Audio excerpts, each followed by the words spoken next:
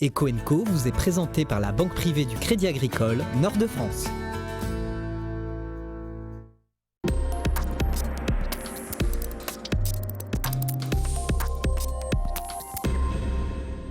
Simplifier, c'est compliqué.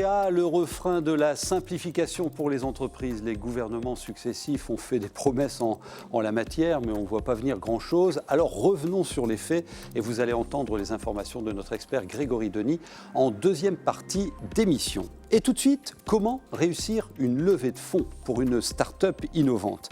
Si vous êtes à la tête de ce type de structure qui doit financer son développement, on va vous présenter un dispositif qui va vous intéresser.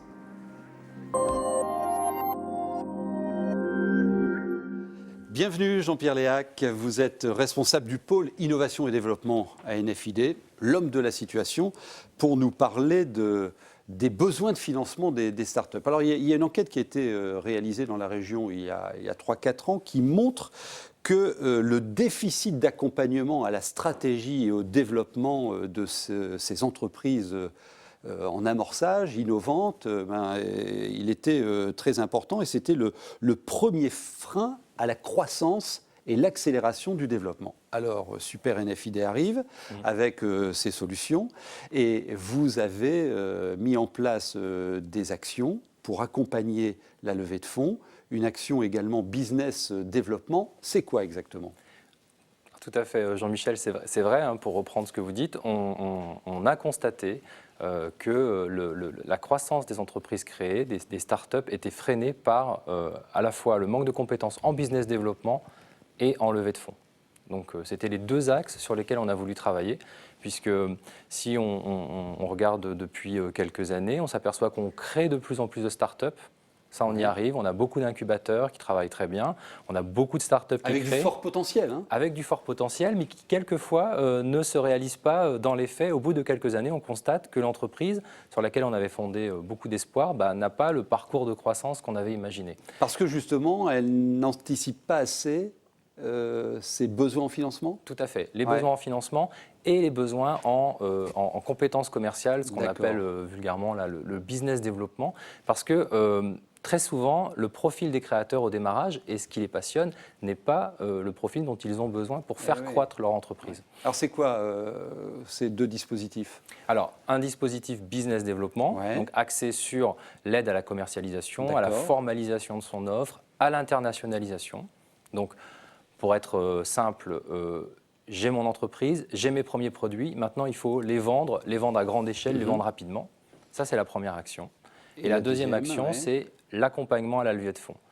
J'ai une entreprise qui a un fort potentiel de croissance, mais j'ai besoin de financement, j'ai besoin de beaucoup de financement pour justement me permettre ce parcours de croissance. Alors, vous nous donnerez les modalités dans quelques instants, mais on va découvrir un témoignage intéressant, une entreprise innovante qui a conçu une éolienne nouvelle génération pour milieu urbain, pour le particulier.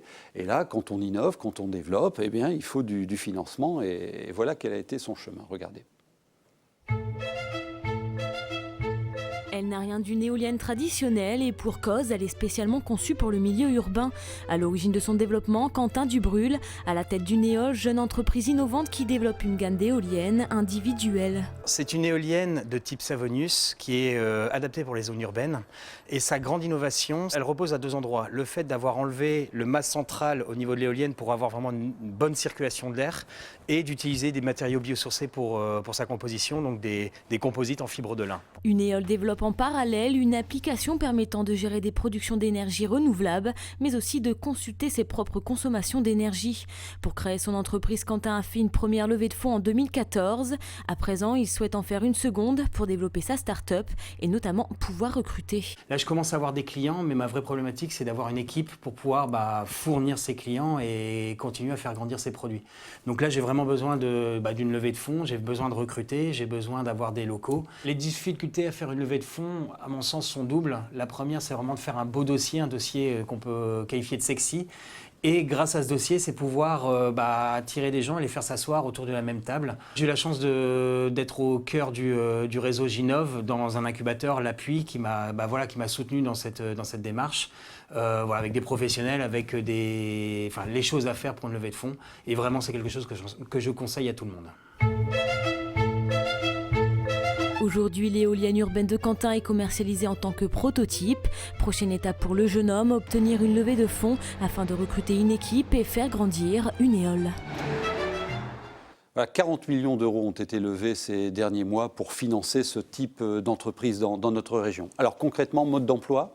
Mode d'emploi, c'est très simple. Vous contactez, la start-up contacte son incubateur, sa structure d'accélération, comme Euratechnologie, La Pleine Image, Eurasanté, demande à bénéficier de cette action et ensuite pourra bénéficier de la moitié du coût prise en charge de la moitié du coût. Tout à fait. Vous avez un conseil à donner à ces entreprises ? Oui, le principal conseil que je leur donnerais, c'est de rester très proche de leur structure d'accompagnement de Ginov en Nord-Pas-de-Calais, c'est-à-dire Euratechnologie, Pleine Image, ou leur incubateur, leur structure, leur ruche d'entreprise. C'est très important parce que c'est ces dispositifs-là qui vont les mettre en connexion avec le reste des expertises dont elles ont besoin. Merci beaucoup. Vous avez noté les adresses du site Ginov avec des renseignements précis sur ces dispositifs et je crois que ça vous sera très utile.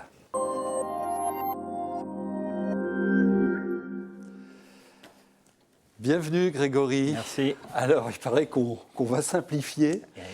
Non, j'allais rire, mais non, c'est sérieux quand même, parce qu'a priori, vous allez nous donner des infos.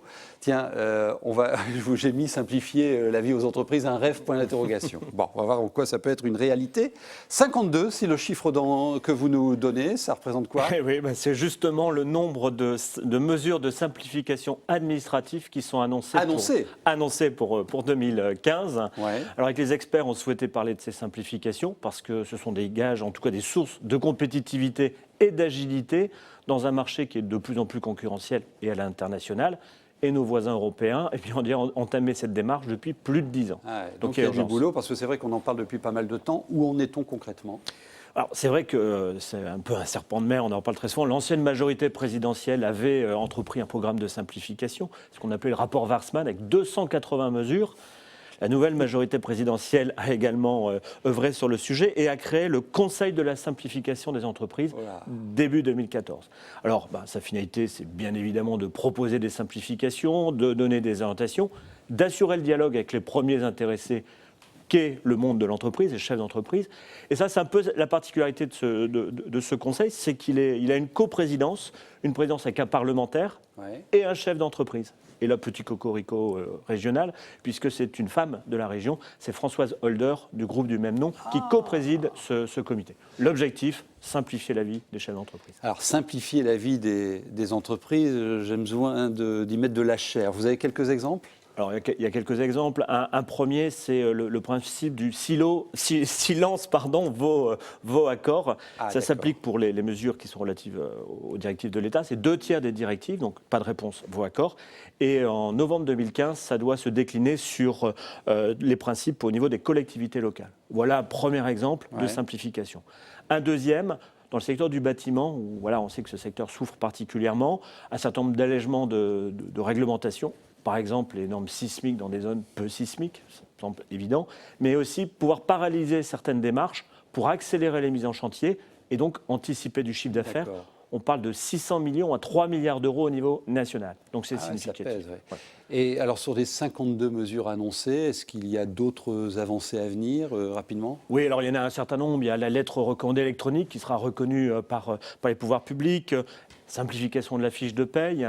Et le programme, c'est dites-le nous une fois. Évitons de dire 10 fois son chiffre d'affaires, son effectif, son résultat. On le déclare une fois et les différentes administrations communiquent entre elles pour partager l'information. D'accord. Alors, on vous a posé la question à vous. Est-ce que vous pensez que ces mesures de simplification vous permettront de gagner du temps et de l'argent ? Seulement 22% d'entre vous en sont persuadés. Donc vous avez à convaincre les 78%. Il y a un premier. Alors, on a quelques chiffres sur la dimension financière tout d'abord. Alors les chiffres que l'on a viennent des pouvoirs publics, donc il faut le prendre avec cette caractéristique-là. On nous dit qu'entre 2014 et 2016, ce sera 11 milliards d'euros d'économies réalisées grâce à ces simplifications. Ça devrait profiter à 60% pour les entreprises, 25% pour les collectivités locales, le reste pour les ministères. Ça peut être significatif.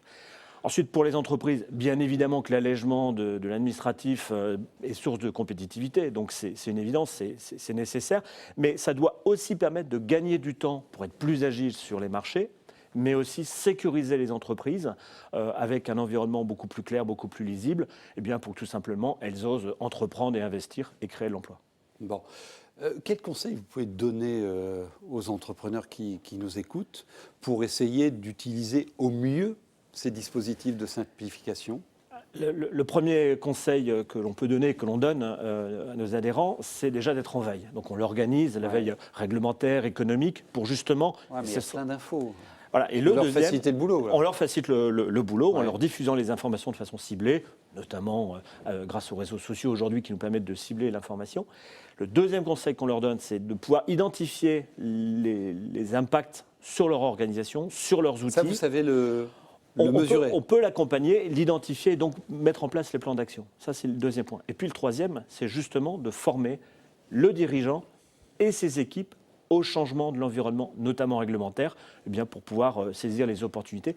Parce qu'il n'y a pas que des levées de contraintes, il y a aussi des opportunités souvent à saisir. Donc, quelle que soit la taille de mon entreprise, vous êtes en mesure de venir chez moi, de faire un petit état des lieux, de dire voilà quels sont les dispositifs que vous pouvez utiliser et voilà la performance qu'on va pouvoir atteindre. Voilà, c'est de l'identifier, de pouvoir mesurer les impacts, de transformer ça en gain de productivité, en agilité, en compétitivité pour saisir des opportunités de marché. Non, parce que si vous nous dites qu'entre 2014 et 2016, on peut espérer économiser 11 milliards d'euros, ça se distribue dans les entreprises. 60% doit bénéficier aux entreprises selon le gouvernement. Bon, alors il faut vous y intéresser et la fiche pratique très bien faite, comme d'habitude, que vous propose Serre France sur la simplification pour les entreprises, vous pouvez la télécharger avec le descriptif de qui propose, qu'est-ce que ça veut dire concrètement une simplification et quelles mesures sont à votre disposition et sur quel domaine,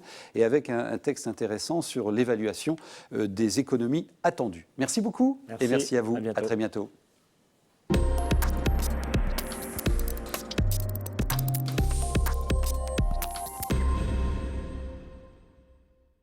Eco & Co vous a été présenté par la banque privée du Crédit Agricole Nord de France.